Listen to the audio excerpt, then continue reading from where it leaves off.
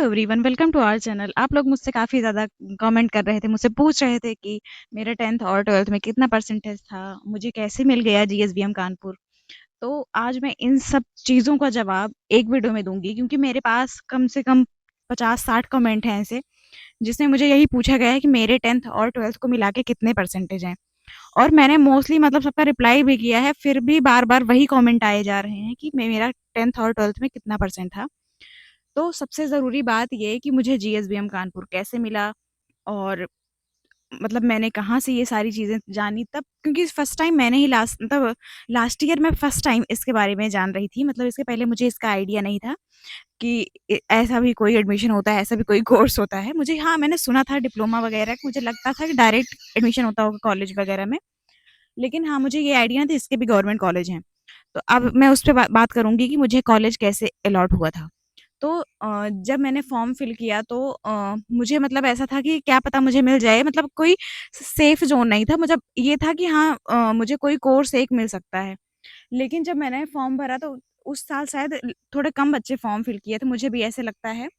और क्योंकि मेरा जो है, जो रैंक आई मेरी फाइनल मेरिट लिस्ट में, वो थी 1798 पहले आई थी।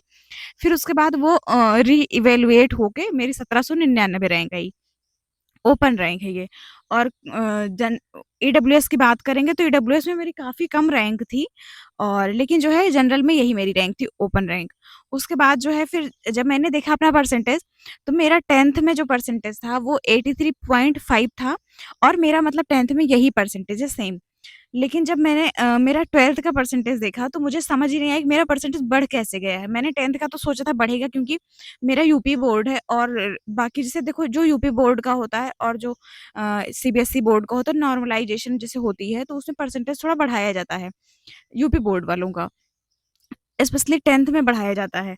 फिर उसके बाद लेकिन जब मैंने अपना 12th का देखा तो मेरा 12th में भी लिखा हुआ था 83 पॉइंट, आई थिंक 1 और 5, ऐसे कुछ उसमें भी था मेरा।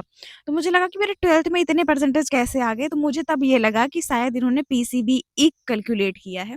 लेकिन मेरा पीसीबी-ई कैलकुलेट करने के बाद भी उतने परसेंटेज मेरे नहीं आ रहे हैं, क्योंकि मेरा जो है 12th में सिर्फ़ था 76.8%।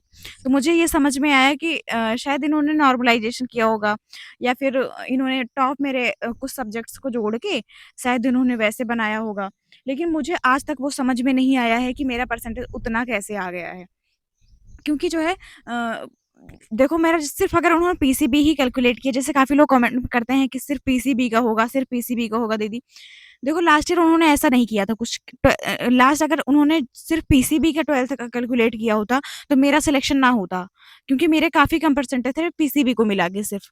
और मतलब मेरे जितने परसेंट हैं टोटल, पीसीबी अगर सिर्फ़ देखोगे तो वो उससे भी कम हो जाते हैं। तो मेरा फिर हो ही ना पाता ना सिलेक्शन, अगर सिर्फ़ पीसीबी का मिला के होता।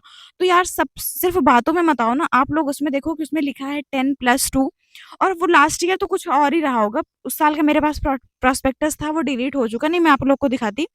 लेकिन जो है इस साल उसमें लिखा हुआ है प्रॉपर 10+2 टॉप 5 बेस्ट सब्जेक्ट। मतलब समझ रहे हो? तुम लोग कहते हो कि 12th का ही सिर्फ़ लेंगे, अगर 12th का ही लेना होता तो वो लिखते डायरेक्ट 12th बेस, मतलब होगा merit merit list 12th base बनेगी। उसमें लिखा हुआ है 10+2 टॉप 5 सब्जेक्ट्स। मतलब समझ रहे हो कि 10th में आपके जो जितने जैसे उन्होंने 10th और 12th का मिला के आपके टोटल जितने सब्जेक्ट्स हैं, जितने मार्क्स हैं, वो देखेंगे कि आप कितने सब्जेक्ट्स में सबसे ज़्यादा हाईएस्ट मार्क्स पाए हो, समझ रहे हो? जैसे मान के चलो, आपका हिंदी है 12th में, तो आपने 90 प्लस पाया, तो वो हिंदी के कैलकुलेट करेंगे। फिर आपका पीसीबी से देखेंगे कि इसमें किसका ज़्यादा, मतलब 10th और 12th के उसमें कंपैरिज़न में। अगर उसमें उधर आपका साइंस में वगैरह में ज़्यादा है, तो वो ऐसे मिला के केवल 5 सब्जेक्ट का लेंगे मार्क्स। और अगर इस तरह ये लेते हैं जैसे इन्होंने लिखा है, तो इसके अकॉर्डिंग मेरा इस साल 86% बन रहा है। शायद वो नॉर्मलाइज़ेशन में थोड़ा-सा कम हो जाएगा, लेकिन इतना मेरा परसेंटेज बन रहा है।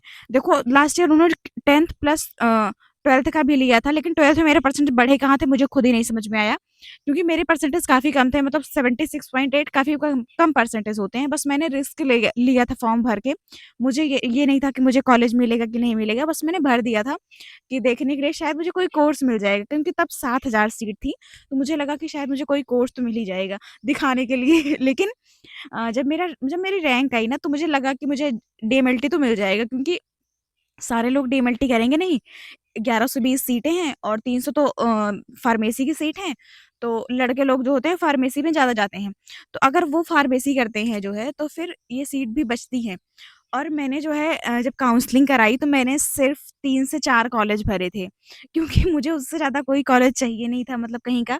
मैंने सबसे पहले भरा था केजीएमयू, मुझे पता था मुझे नहीं मिलेगा लेकिन मैंने फिर भी भरा था केजीएमयू। उसके बाद मैंने सेकंड पे भरा था आरएमएल, क्योंकि आरएमएल की फ़ीस मैंने सुनी थी कि आरएमएल में सिर्फ़ 24 की फ़ीस है मतलब पर ईयर, और बाकी जगह पे 48 की होती है फ़ीस, 43 टू 48 रहती है।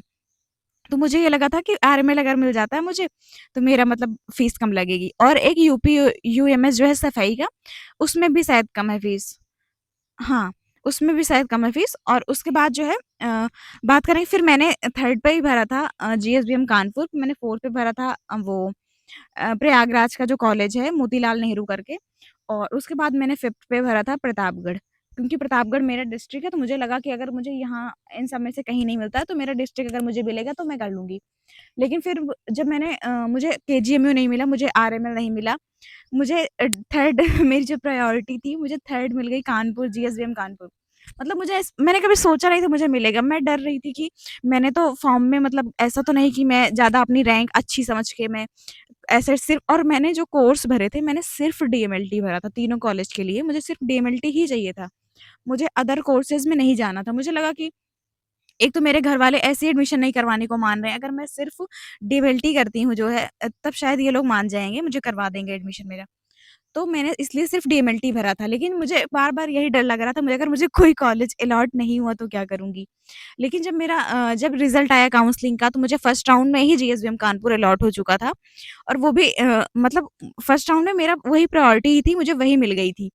तो देखो, मुझे वो लखनऊ के 2 कॉलेज का तो मुझे आइडिया था कि ये मुझे नहीं मिलने वाला है, बस मैंने ऐसे भर दिया था। जैसे आप लोग देखो काउंसलिंग जब यूपीसी नेट की करते हो, सारे गवर्नमेंट भरते हैं सारे लोग। उन्हें पता होता है कि उन्हें गवर्नमेंट नहीं मिलने वाला, वो फिर भी गवर्नमेंट भरते हैं क्योंकि रिस्क लेते हैं ना, कि क्या पता मिल जाए। अगर कभी-कभी होता है कि कई सारे लोग काउंसलिंग नहीं करवाए या फिर ऐसा कुछ हो जाता है तो शायद आपको भी मिल सकता है।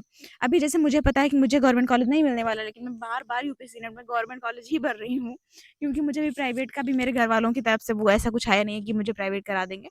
मैंने सोचा क्या ही मतलब है फिर प्राइवेट भर के जब ये लोग करवाएँगे नहीं तो। अब लास्ट राउंड में काउंसलिंग में शायद मैं क प्राइवेट करवा लूँ, लेकिन अभी तक कुछ ऐसा मेरे घर से मतलब हुआ नहीं है, मुझे ऐसे बोला नहीं गया है कि प्राइवेट करवाना है।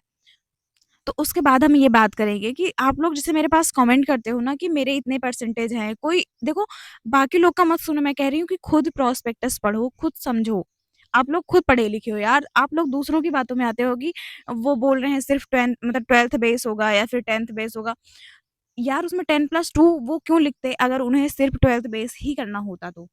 उन्हें 10th का भी इंक्लूड करना है, वो टॉप 5 उठाएँगे मतलब जैसे मान के चलो 10th में 6 सब्जेक्ट्स हैं और 12th में आपके 5 सब्जेक्ट्स हैं, ठीक है?